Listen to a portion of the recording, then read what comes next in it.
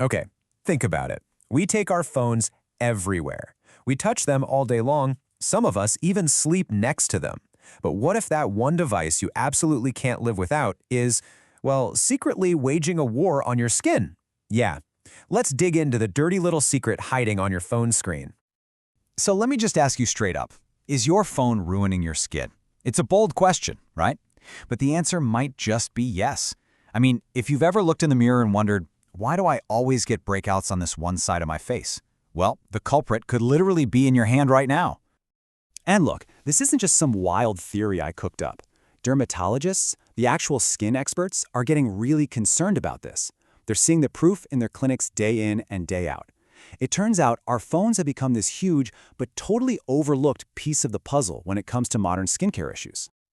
So if you're fighting those breakouts that just refuse to leave, especially right there on your cheeks and jawline, maybe, just maybe, it's time to give your expensive creams and serums a break and take a hard look at the one thing you press against your face all the time. Okay, so how does a simple phone do all this damage? Well, it's not just one single thing. It's more like a perfect storm of 4 key factors. Let's get into the science of it all and break down exactly how your phone turns into a total skin offender. All right, let's kick things off with a fact that is kind of gross, not gonna lie. Studies have shown that the average phone screen is crawling with thousands of bacteria per square inch. Just let that sink in for a second. Thousands. You've probably heard that old saying, your phone is dirtier than a toilet seat. And maybe you rolled your eyes. But here's the thing, it's actually true. And here's why. We clean our toilet seats, right? They're cool and we don't carry them around with us. Your phone is the complete opposite. You touch it constantly, you probably never clean it, and it's warm. That's like a 5-star resort for germs. So that brings us to offender number 1, simple bacteria transfer. Imagine this. You touch a doorknob, your desk, the railing on the bus, and then you grab your phone. Every single time you put that phone to your ear for a call, you are literally stamping all of those germs directly onto your face. It's no wonder it can make any existing inflammation way, way worse. All right, offender number 2 is all the gunk. Your screen collects this lovely little cocktail of your skin's natural oils, your sweat, your makeup, your sunscreen, all of it. And this greasy film just sits there waiting to be smeared right back onto your skin, which is a surefire way to clog up your pores. And then we have offender number 3, good old friction and pressure. I mean, think about it. The simple physical act of holding your phone to your face means you're pushing and rubbing it against your skin over and over. That constant friction creates this low-grade irritation that your skin's protective barrier is just not a fan of at all. And get this, there's actually a real scientific name for it. It's called acne mechanica. This is totally different from the hormonal acne you might be thinking of. This type of breakout is caused purely by external stuff, like the rubbing from a football helmet, a tight hat, or, yep, you guessed it, your phone. Finally, our 4th offender is heat. You know how your phone gets warm after you've been on a long call? Well, that warmth actually makes your face sweat and produce more oil. And what do you get when you mix warmth, moisture, and oil? You get the perfect breeding ground that bacteria absolutely love. So, you're probably wondering, how do I know if this is actually my problem? Well, here's the biggest clue of all: asymmetrical acne. That means you get breakouts mostly on just one side of your face. If you're breaking out on your right cheek, and that's the side you always hold your phone on, well, it doesn't take a detective to connect those dots, right? Okay, I know that was a lot of doom and gloom, but here's the really good news. The solution is so simple. You don't need to go out and buy some fancy new product. All you have to do is build one super easy habit into your day. And that one habit? Just cleaning your phone.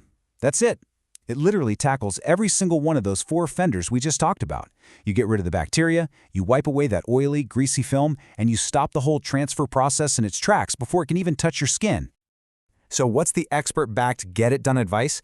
It's this. Grab some 70% isopropyl alcohol wipes and give your phone a good clean at least once a day. Seriously, just make it part of your routine. When you wash your face at night, wipe down your phone. It's that simple. Now, you want to do this the right way so you don't damage your phone, of course. So first power it off. Then take a soft wipe. Don't scrub it like you're cleaning the floor, and gently wipe down the screen, the sides, and the back. After that, just let it air dry for a minute before you turn it back on. Boom, done. Okay, so cleaning your phone every day. That's the absolute #1 fix. But hey, If you're an overachiever and want to take it to the next level, there are a few other smart habits that can make an even bigger difference for your skin. Like for those really long chats, just pop it on speaker or use your earbuds. No face contact, no problem. Obvious one, but wash your hands more often. That's where the germs come from in the first place. Oh, and don't forget your phone case. That thing can be even grosser than the phone itself. And a big one, always give your phone a quick wipe after you've been to the gym. Now listen, this whole phone acne thing can affect pretty much anyone, but some of us are definitely more at risk. If your skin is already oily or acne prone, you've got to be extra careful. Same goes if you wear a full face of makeup or if your job has you glued to your phone all day long. If that's you, you'll want to be super diligent about this. But let's be totally clear about something. Your phone is probably not the only reason you're breaking out. Of course, things like hormones, genetics, and what you eat play a huge part. But the phone is a major contributing factor. And here's the key part. It's one of the few things you have almost complete control over. You know, the real takeaway here is bigger than just your phone. It's a great reminder that when it comes to our health, and especially our skin, the biggest changes often don't come from some new miracle product. They come from just paying a little more attention to the small, simple, overlooked things we do every single day. And that really just leaves us with one final question to think about. Now that you're probably looking at your phone in a whole new light, what else are you overlooking? Your pillowcase, your keyboard, that water bottle you never wash. Makes you think, doesn't it?